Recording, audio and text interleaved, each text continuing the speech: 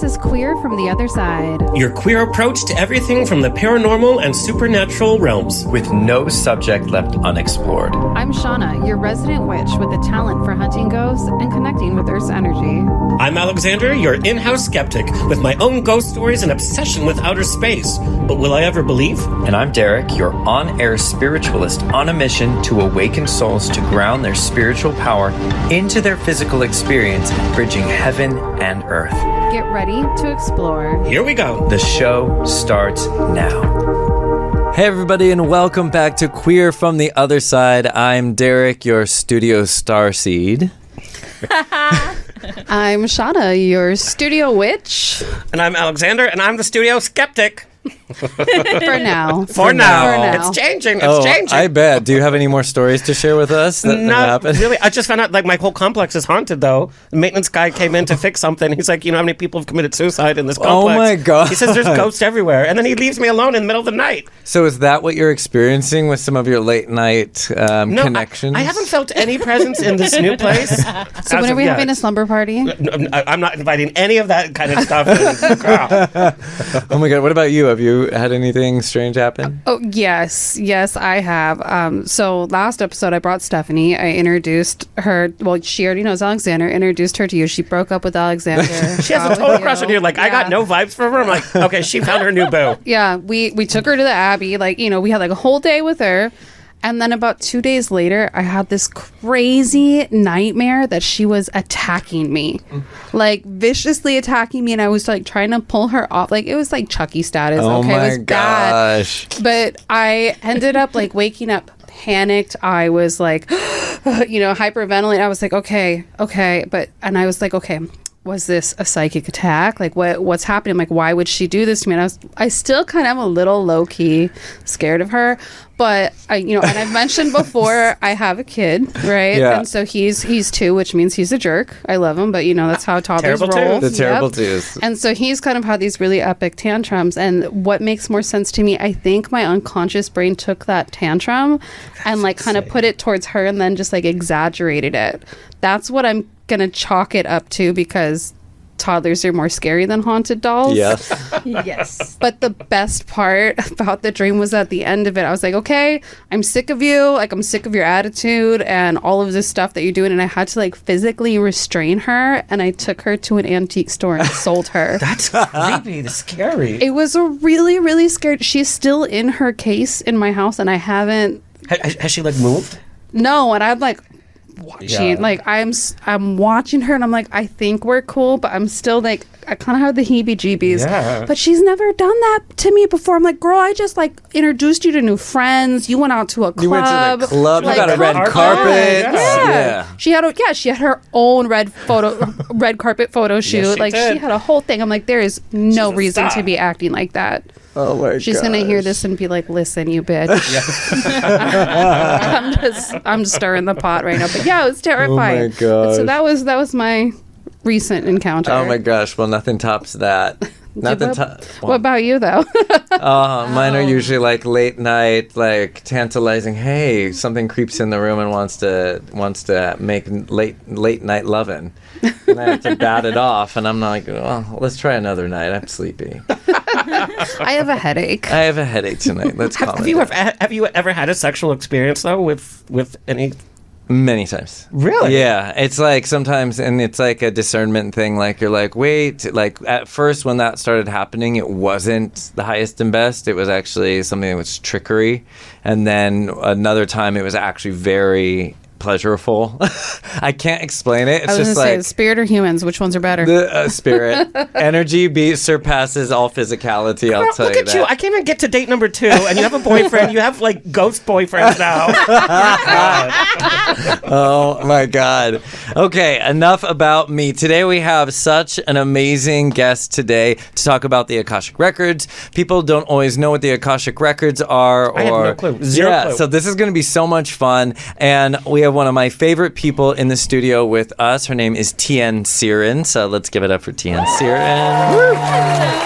And she is an advanced certified Akashic Records channeler and healer for the past 9 years. She has a background of 15 years as a successful photo publicist in the entertainment industry.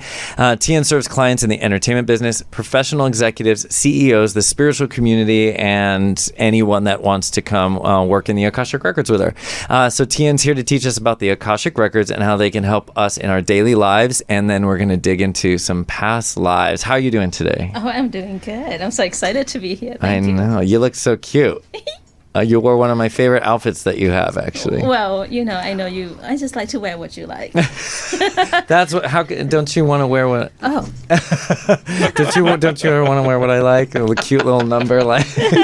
Gorgeous, girl. I almost wore that today, too. Exactly. Oh, my gosh. Well, Tien, tell us a little bit about how did you get started in spirituality or work in the spiritual world? How did it come about? I would say, a lot of people probably say, oh, I'm born with it. And it's literally that way for me. I was one of those kids that growing up quite grumpy, actually, because I was just like, you would not be able to tell just like looking at me now. But I think as a kid, I was just feeling all these energies around me, and I feeling all these people talking shit about my parents. And I was like, what is going on? It was just like quite not a really happy child, really. I have curly hair, grew up in Thailand, like Asian chick with curly hair. That is literally a target to get bullied on, So, but I would say that I can feel the spirit. I mean, luckily, my dad, who is a devout Buddhist, literally every temple in Thailand, the Buddhist temple in Thailand, on the weekend, my dad and my mom would just drag us to it. And we just go, do a ritual, do other things. And it's just always kind of part of our life in a way. I can feel spirits. I can see it. Sometimes I feel that as a kid, I had an experience where as if I was paralyzed, as if someone was sitting on my chest and I could not move. Like I'm aware, I'm awake, but I'm like, what is going on? So, and I would say that what really kind of helped me stepping into it is when I turned a teenager, like around 13, when we tried to figure out who we are, the boy we like, the hormones that, raging in ourselves. I just turned into tarot. I taught myself how to read tarot. I taught myself how I learned about astrology and numerology. And it's simply a way of me trying to understand who the heck I am, like how this world works, how we all connected, how we communicate. I try to see like, oh, well, I'm a Pisces, and this guy I like, he is a Virgo, would be a good match. I still do that today. But, nothing really changed much. It's exactly the same thing. But yeah, and I think that kind of got me into spirituality, just kind of to understand who I am, where I'm coming from, and where I'm going. So what are the Akashic Records, and how did you get involved in doing that work from a background of tarot and getting into spirituality that way? Well, what's really interesting, so I'll give you a little bit more background. So as growing up Buddhist, and then I came here as an exchange student in 1995.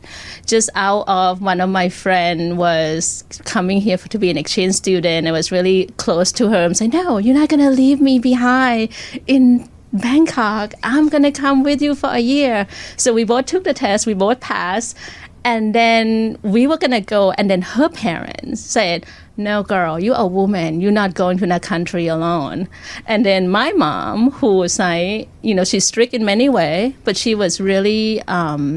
she's a Sagittarius. She really loved knowledge. She loved reading. She loved education. Say, no, go for a year. Enjoy. Have a good time.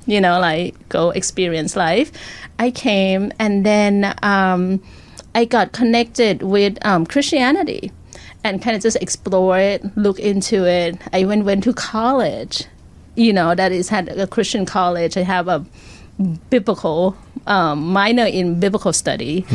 And there was a period in my life that I have come to kind of find my place in like what is my esoteric study is in alignment with my beliefs, and it was a kind of almost a push and pull within that. But then I would say once I start to pursue entertainment industry and start to kind of really, I gone through some really like darker period in my life where I tried to, was bullied, I was in an abusive relationship, I was dealing with suppressed memory about me being like sexually abused as a child. There was a lot coming up as juxtaposed to being in a Christian environment. It's a really, interesting paradigm there. And then I would say in 2012, I start to like, what? I believe that, the God that I believe in, or the universe, supreme being, the beginning of all things, however you look at it, is not as mean as some people may, painted him to be. But then we can go into that in another deeper level. So I start to kind of return back to my roots, to kind of go back into my esoteric. I start to study numerology again, explore astrology again. And then a friend of mine, she's like, oh, I know that you're getting into that. There's a place near us called Liberate Emporium on Hillhurst. They have really a cool event. They have crystal. They have all these things. You should check it out. And so I went online and just looked it up, like the event. And there was something that on that said, learn how to read Akashic Record. And at the time, I don't even know what Akashic Record is. I don't even know how to pronounce it really. I'm like, is it Akash? What is going on? Mm-hmm. But there's something in my gut say like, bitch, learn how to do that. So I signed up, and I remember vividly, I think it was maybe like at the time was like $200 or $300 down. And at the time, I was just, my first entry job in the entertainment is still a lot of money, but I'm like, something about it. And then I remember that day I was driving back from Culver City. At the time I was working at Sony. I was like coming back, fighting traffic, supposed to get there by like 8 o'clock, got there at 8:15, and it was literally say in there, if you late, you cannot enter. I was like, oh shit. So I was like, okay. I parked my car, I look around, and I was literally like, I'm not gonna do this. This is crazy. What is this? Is this an occult? Like, what's going on? I was ready to like back it up. And then Christina, the owner of the store, she's like, hey, are you here for this thing? She like waved. I was like, fuck. So once I went in there, it was just unnatural. I immediately fell in love. I just love how expansive it is, and how there is. What I love about tarot and astrology is that it has structure, which I love. Akashic Record, on the other hand, is like this vast ocean that you can swim in to receive information. And it was absolutely fascinating to me. And then I went from beginning class, and then I went to advanced healing in Akashic Record, finding your soul purpose in Akashic Record, and just went as far as I could in terms of my study. And now kind of developed my study beyond what Dr. Linda Howe taught, who I learned from Dr. Linda Howe and Helen Bonner Height. And then after that, I kind of just explore Egyptology and different other things that apply into my work now. So what information can you find in the Akashic Records? So like, why do people want to get involved with that? What's there for them? I find that Akashic Record, the most important thing that I think is the most useful is that to know thyself. As Socrates said, know thyself is essentially the root of our wisdom, really. I find that if we not only know ourselves, but also accept ourselves in all of our condition, our acts, our deeds, once we be able to accept ourselves fully, we create energetic space for us to choose to change. But when we don't accept ourselves fully, we get stuck in something. Either get stuck of feeling of like a victim, or get stuck feeling like we need to rescue someone to feel whatever way about ourselves. But if we know ourselves fully in all aspects of ourselves, we will have a power to change. So in Akashic Records, there are two parts. There are soul blueprint, which is essentially kind of almost the essence of who you are. Let's say that you had let's say you have a mystic blueprint.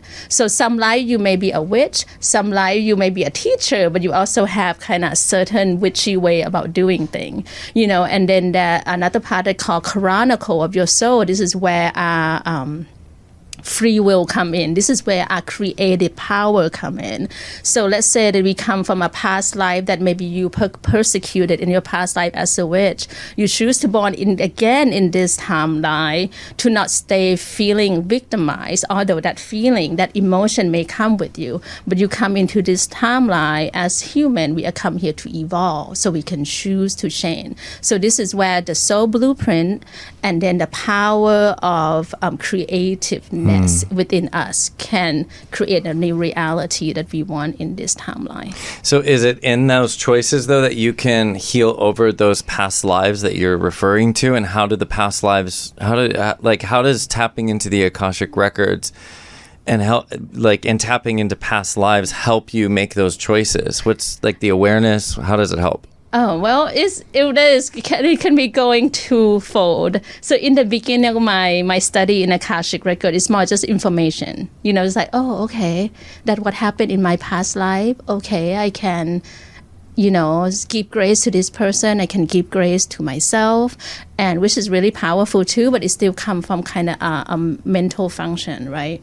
But then over time, I probably have read for over maybe 1,500 Akashic Record by now.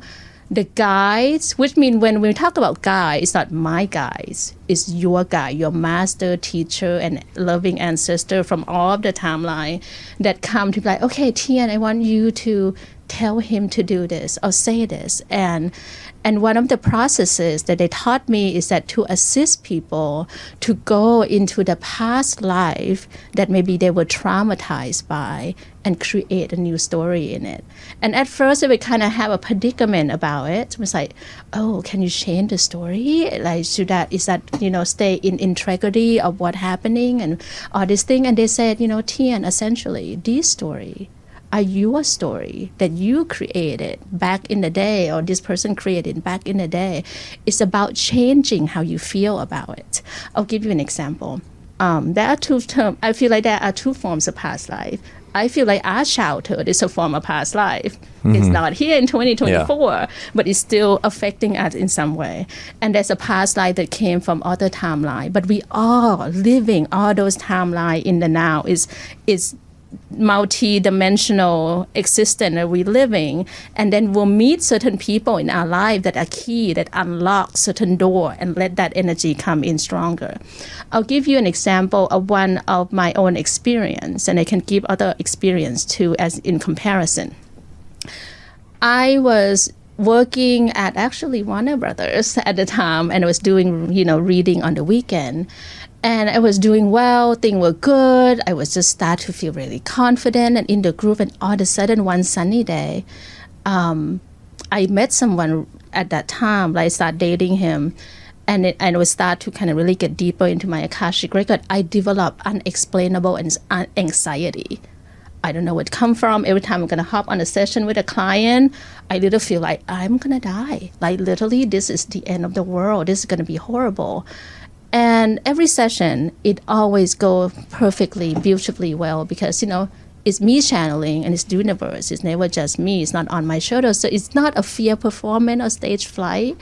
And I asked them in the record, I'm like, what is this? Because if we're going to do this, this is not sustainable. I cannot be having panic attack every time I'm going to have a session with client.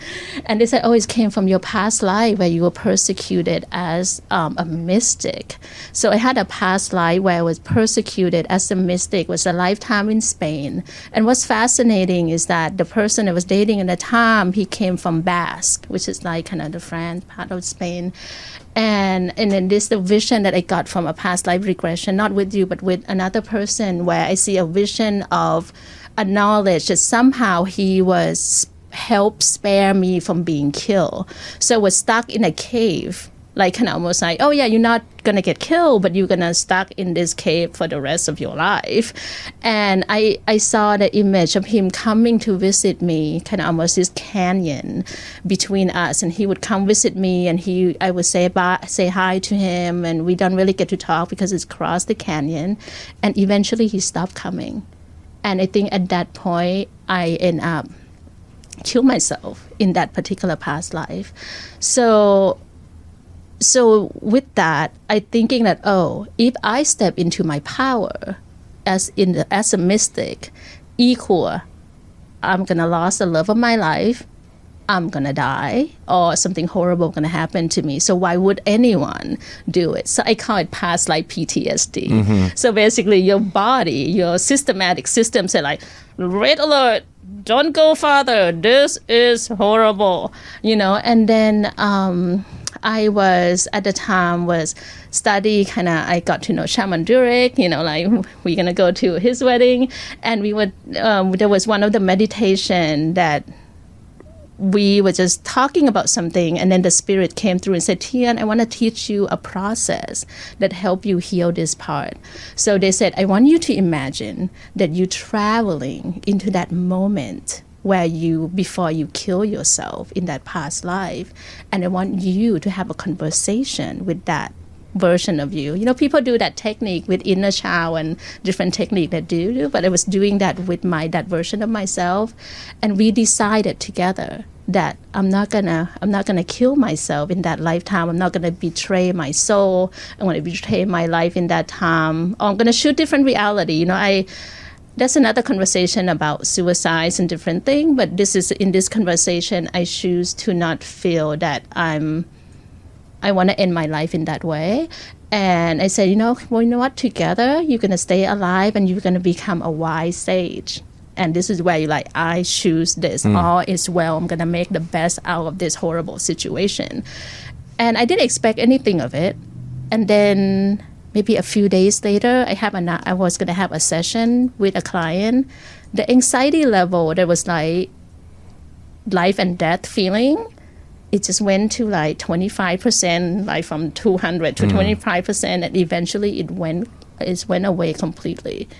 And then I had a situation where, as I mentioned earlier on, that I was sexually taken advantage as a child, and I went through 10 years of talk therapy. EMDR is really powerful. But what's most powerful and helped the whole process wrap up really well is that I use that same process where I travel, it's kind of meditation, to connect to that part of me that feel helpless or feel kind of almost like being fooled into doing something that I didn't think it was going to be what I was expecting.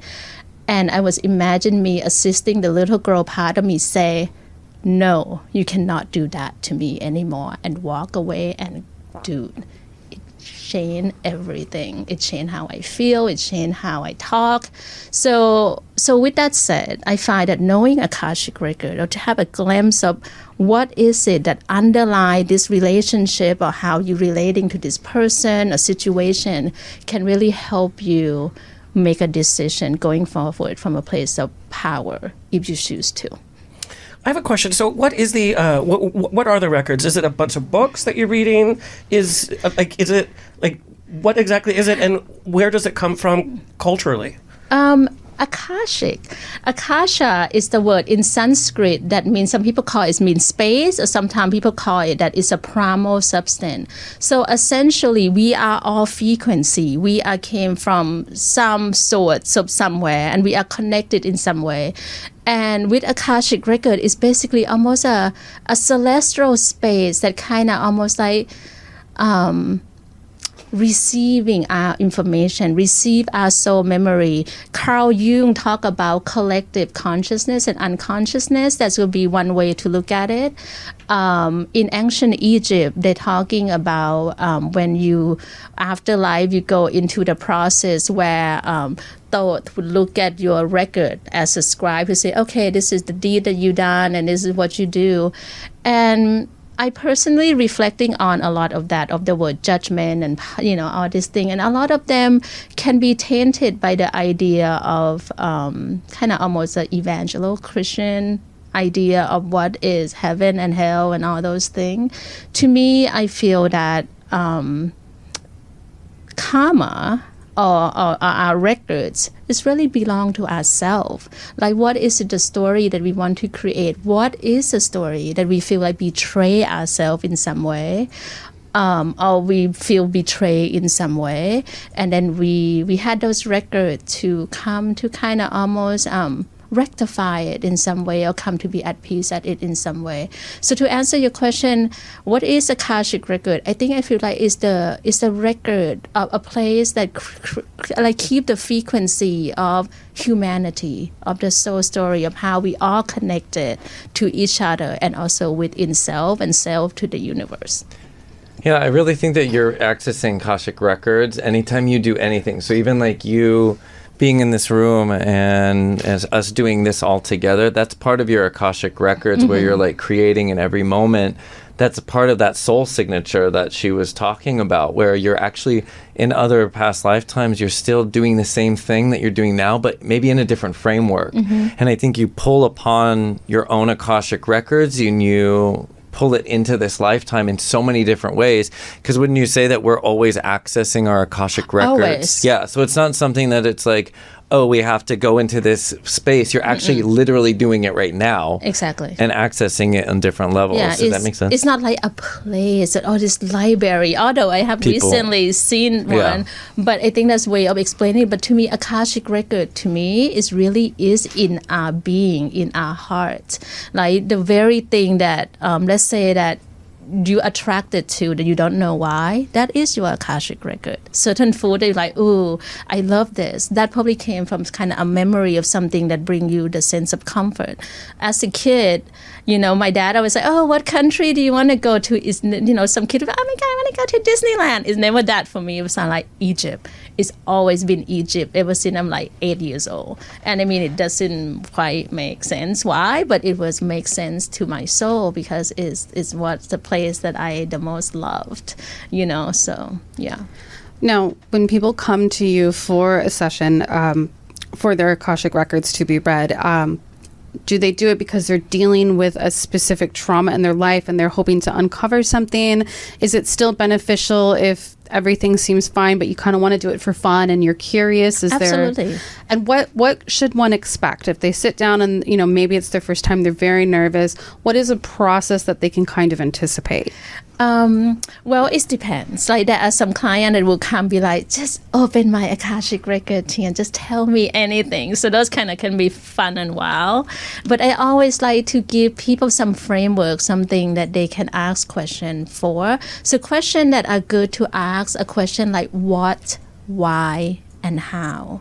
So this kind of question will give room for you to go deeper. So instead of like, oh, will I be a millionaire? You know, like yes or no question is kind of almost like it's a band-aid question. It doesn't really expand. It doesn't develop. It doesn't evolve.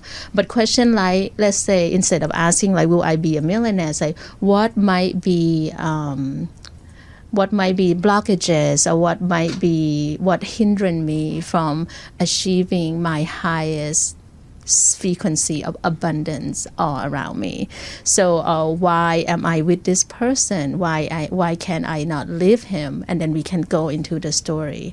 And then the process that I do now, you will receive information, like kind of almost a mental information. Okay, this is what happened. This is your guys' connection. But then I will also assist you to go within your own Akashic record to the same process that I mentioned early on, to either become well with it, to change the story, and to because to change the story or to become well with it. I had a client of mine who she was burned on a stake as a witch. And then I asked her, like, what would you like to do? Would you like to create magic and escape? Would you like to stay? What would you like to do? She's like, you know what? I'm just going to send her healing frequency and just going to talk to her and know that, you know what? It's okay. There will be a next life that we can continue this journey. I have a client who, and I can share this because I asked her to permission to share. She came to me through a recommendation of a friend. I don't know much about her. And she said that I just opened a Akashic record, and the first thing I saw was like, oh, interesting. And I said that, you know, when sometimes I see kind of a difficult, more like contrasty past life, I always kind of, okay, I just want you to know that everyone making different choices. This is not good or bad. It's just, you know, people want to experience different things to grow and expand. I saw the image of your past life where you put your own mother in this now time in a mental hospital. And then she just do this whole like, I'm like, oh my gosh. When a client do that, I was like, well, interesting. Well, what's your scared to say? And then she's like, well, you know what? Here's something interesting, Tian. In this lifetime, in this now time, in this arena, this time, my mother put me in a mental hospital when I was younger. Right? So, but with that though, it's not a karma, it's not a tick and tack. It's like, oh, you punched me in the face, now I'm going to punch you in the face. It's not that. It's ability to come to kind of almost. I was driving here and I was asking them more question about it. So it's kind of almost in some way to pay penance to self, to experience the opposition, to be able to understand the connection between the two, to give grace to self, to give grace to other. Or sometimes I see people literally born into a family that persecute them in the past in order to liberate themselves, to stand up for themselves. So anyway, to wrap that story up, after we did the healing within it, for them to have a conversation, to understand that she did the best she could at the time in her life as a mother. She put her daughter in a mental institution because at the time it was kind of almost safer for her to be there with the condition that she have and the society that she was in, kind of high-end society. And people have judgment about female sexuality and how women should act. And the story was that she was coming to visit her daughter, which is like her mother in this lifetime. But then there was a lot of, as a lot of you probably know, in a mental institution in an earlier time, there was a lot of really dark experiment on patient. So she was literally got trapped in the mental hospital. What we did a frequency where we create a space for them to have a conversation and talk. And in this now time, they were not talking for like decades because of that entanglement, that whatever they have, but now they're talking again. You know, so I find that it's really powerful that if you can shift how you feel about yourself, if you can forgive yourself, if you can see the entirety of the story of why they're dynamic in this way, you can allow other people to be human. Allow yourself to be human instead of them the victim or you the hero, but rather just allow people to be as they are. And this is where you can have an energetic space for you to breathe and change. And when she get to see that, oh wow, I'm not a victim anymore. At one point I could say that my mom was a victim, and for her to see the whole aspect of everything then she had in her heart to connect with her mom in a different way. Who's in charge of like keeping all like the records together, or who's in charge of telling us you're going to come back as this? Is there a creator behind all this? Or it's interesting. There's many theories around that. There's some that in the ancient Egypt there's something that what we call they call it the Ka assigner. Like that Ka is the soul, and then they assign the soul to you. But in Akashic Record, there's also a perspective of collaboration, because as Derek and I often talk about is the unified field. The field cannot exist without the frequency that is individually powerful within us. So I find that we as let's say the creator, or if you don't believe in a creator, if you believe in the frequency of how the friction of the atom come together, but it's still the genesis of something. Whatever it is, however you want to look at it, there's always a beginning of something, and I find that we have the choice to come here. We chose to come here, and sometimes people say, well, why would I want to choose to have this horrible hard life? Like for example, I can say like, why would I want to choose to get raped as a child? But I'm like, you know what? But some of the frequency that we chose, the difficulty that we chose, we not chose to be masochistic. We chose to liberate ourselves in some way. We choose to liberate our ancestor in some way. And then we also choose to be here instead of like, well, God sent me this horrible situation. Rather, we don't know. The thing is, our human mind, we've been taught that comfort is better than discomfort. But it's had to coexist for it to be function. It's as if saying that sunrise is better than sunset. Receiving is better than giving, or giving is better than receiving. It's just frequency. And the more we can neutralize it, is the more we can breathe a little easier, see people a little clearer, So I would say that I don't know what's the question. I think kind of just went off, but yeah, that would be kind of. I hope that answer your question in some way. You brought up a really interesting thing when we talk about choices and Yes. that we choose to be here. We choose the life that we have.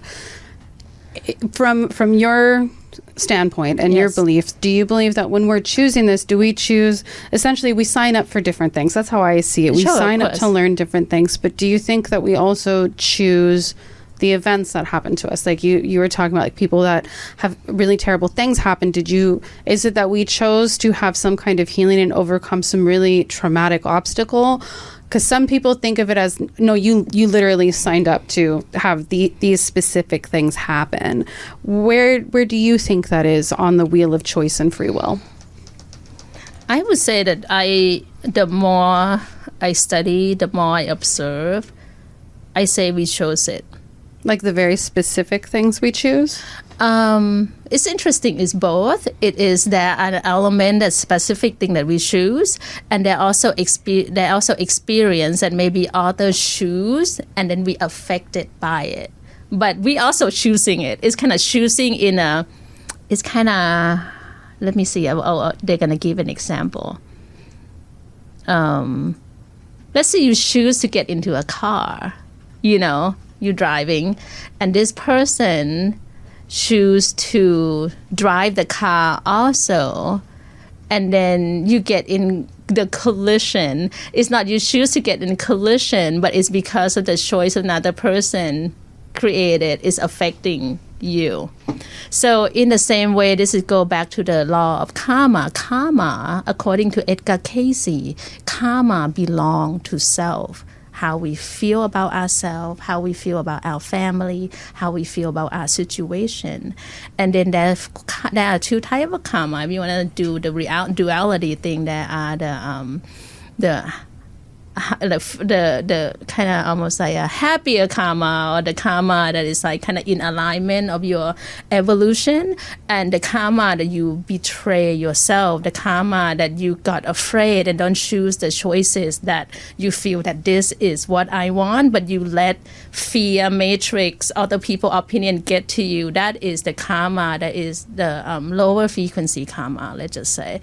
And then we come into each lifetime to kind of come to evolve. Like Edgar Cayce said, reincarnation is a natural process of human come in another lifetime to evolve, to maybe almost like rectify or redo something that they wish they have done differently. So it feels like both.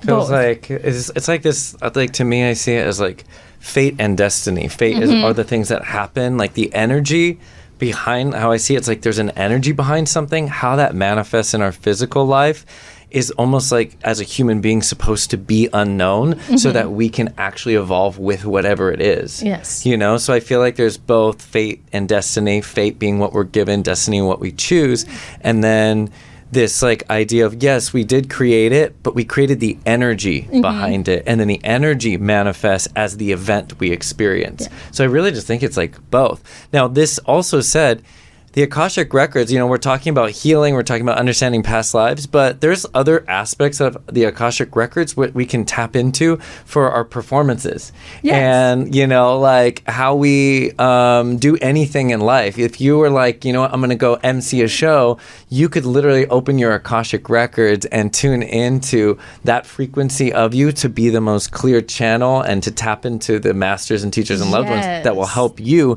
be that thing. So it's not always about just going to Akashic Records to see past lives or whatever you want. It's like, let's tune in to really powerful parts of ourselves that we can like pull through into this lifetime. Yeah. And how do you tune into that? Like, do you sit meditate and invite the records to open up? Or Basically, yeah. You literally, so you can, like what I used to do before I got trained in the Akashic Records through the same method. She's advanced, so she has a different level and she's created her own. But the original way that we learned was through a pathway prayer. And you open up the Akashic Records and you use your legal name and you invite the masters and teachers and loved ones and you ask the lords of the Akashic Records to open that. So you're honoring and respecting and doing basically like a tune in and opening it up to the best and highest information. For me, it's interesting because it's physical for me. So when I first started, my head would change. Like I would literally be like,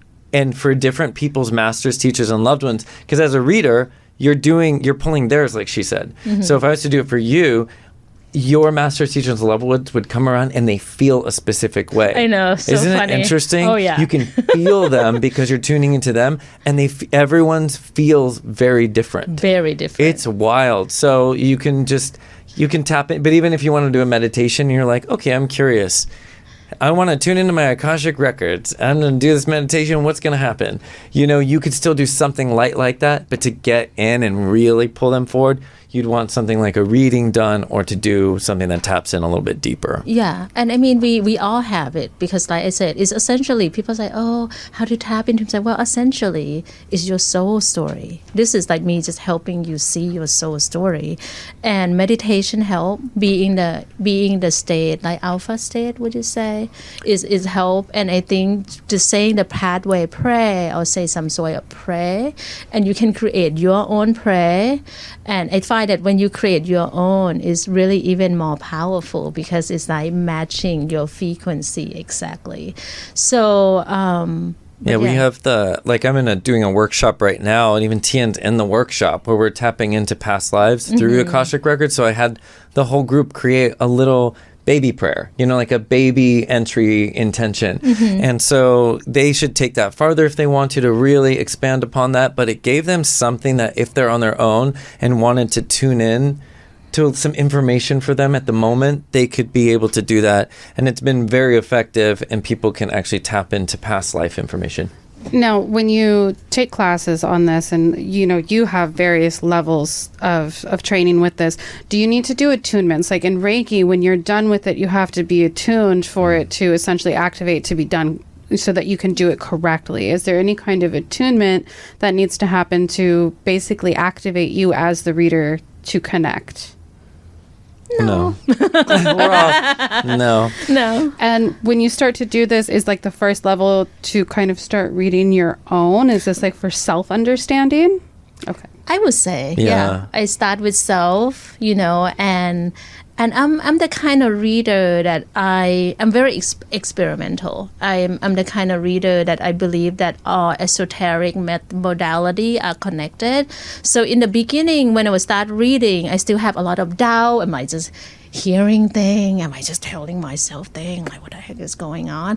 So I'm a big opponent for people that start to use tool. If you want to use pendulum, if you want to use oracle card or tarot card or whatever to confirm what you hear, go for it, and I believe that there's level, and eventually I don't use those confirmation anymore. Not to say that I'm better, it's just different way of doing things. And I always tell people that first thing first, when you want to get into this spirituality and intuition, is to not wish that you read or do something like anybody else.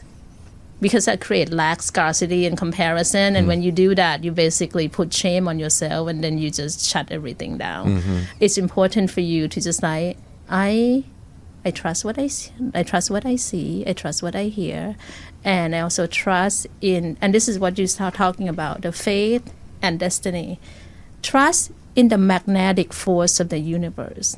That doesn't matter what you do. If you have good intention and you go in with it, good thoughts and good intention, the magnetic force of the universe not gonna let you fuck it up. Like, it's gonna be something that coming through to kind of guide you along, because there is something bigger than all of us, and there's something within us, there's something outside of us, and there's something in between.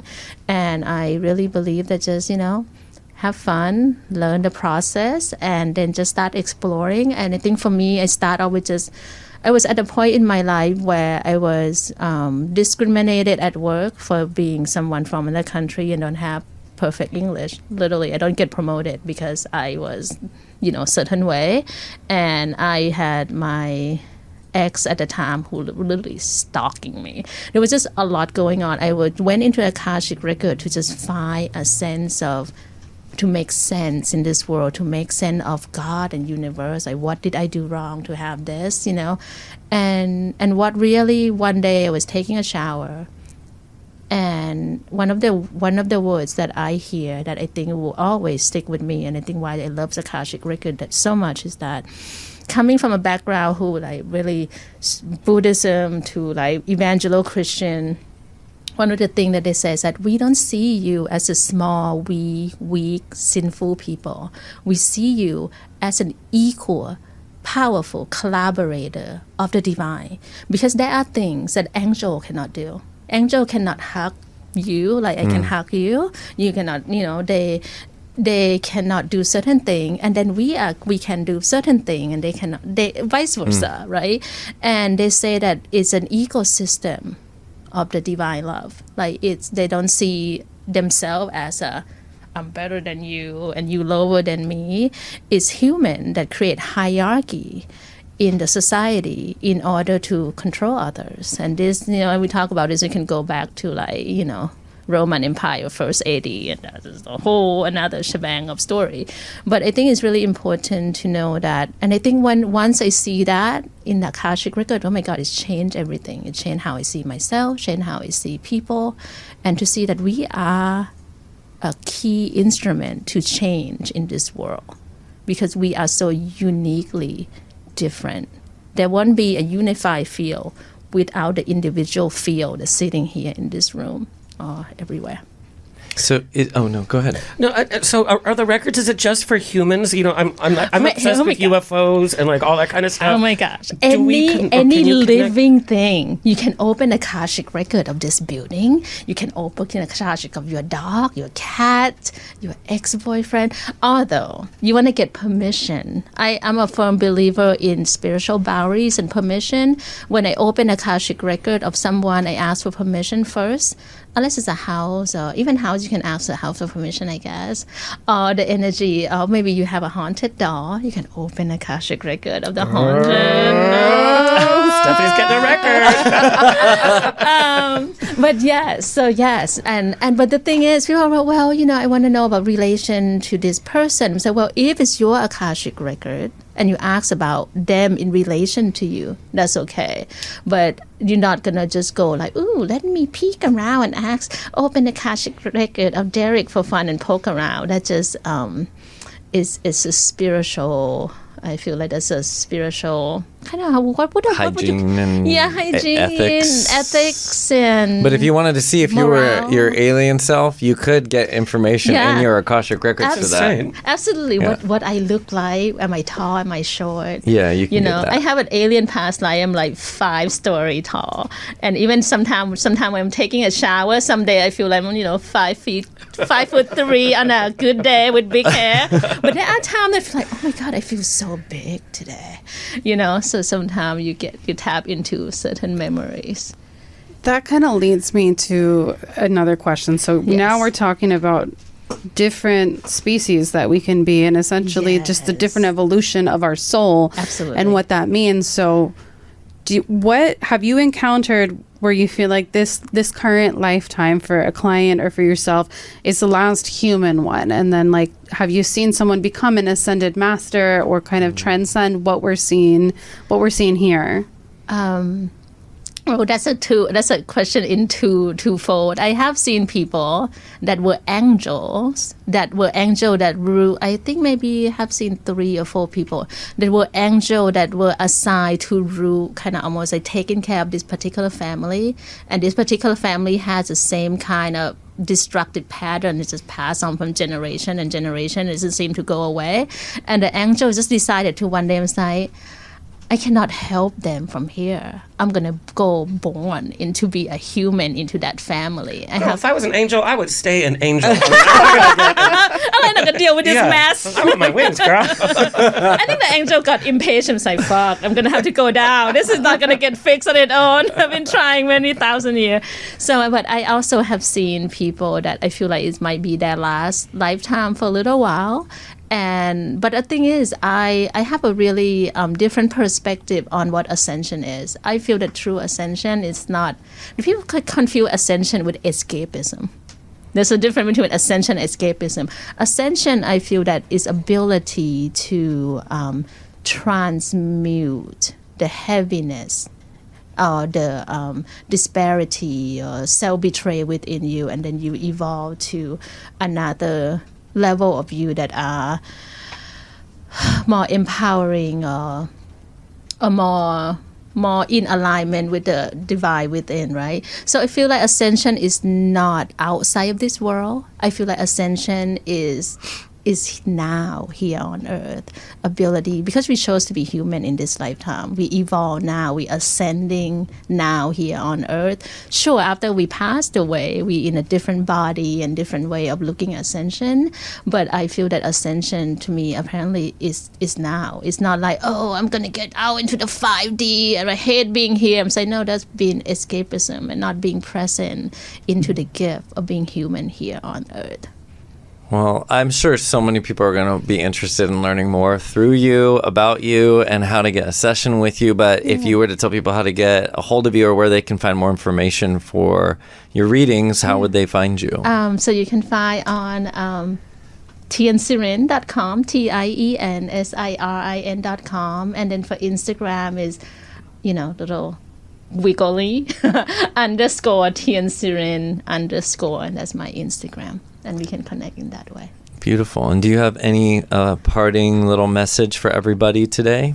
We can do a little channeling. Would that be fun? Just a baby one. Just a baby one? Just a little baby. A little baby, okay. Yeah. Time-wise, a little baby. Okay.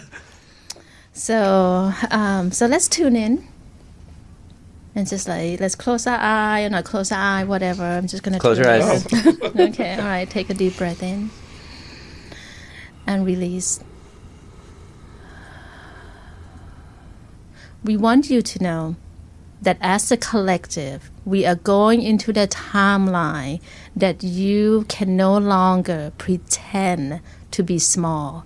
We create each and every one of you with so much love, with so much purpose, with so much passion. We want you to be awakened to how powerful you are, how beautiful you are, and what you can bring into the world.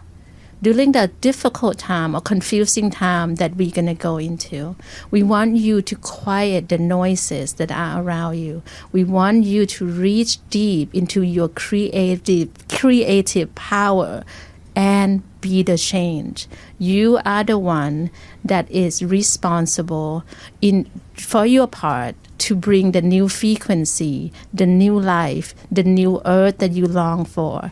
It's not outside of you. It is within you. It's time to go big. It's time to know the power that you have within you and express it fully. We love you. Thank you. That was beautiful. That was so It was like beautiful. spiritual ASMR. I know. It was like right here, and I was like, "Oh, this is a different Akashic experience." I'm into it. Tien, thank you so much for sharing your Akashic wisdom with us, and I'm sure we all have things to think about today and beautiful things to unpack and contemplate. But this has been such an amazing episode with everybody of Queer from the Other Side. And we'll see you soon. See ya. That was another episode of Queer from the Other Side. Please like, share, review, and subscribe. Until next time, stay curious.